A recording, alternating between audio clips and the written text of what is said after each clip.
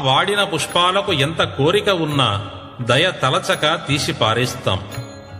దేవుని పూజలో ఎల్లప్పుడూ నిత్య యవ్వనంగా ఉండే పుష్పాలు మాత్రమే ఉండాలని మాత్రమే భావిస్తాం. ఇదే విధంగా జీవుడు కూడా శరీరము శక్తిమయంగా యవ్వనంలో ఉన్నప్పుడే దైవ సంబంధమైన మోక్ష సాధనలు, తన్మార్గ శోధనలు చేయగలడు.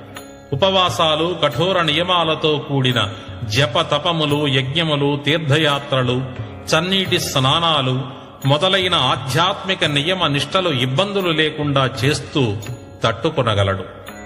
శరీరము వాడిన పుష్పంలా ముసలిది అయిపోయినప్పుడు మనసులో నియమనిష్టలు, జపతపాదులు చేయాలని కోరిక ఉన్నా కూడా శరీరం సహకరించక నిరాశ చెందవలసి వస్తుంది.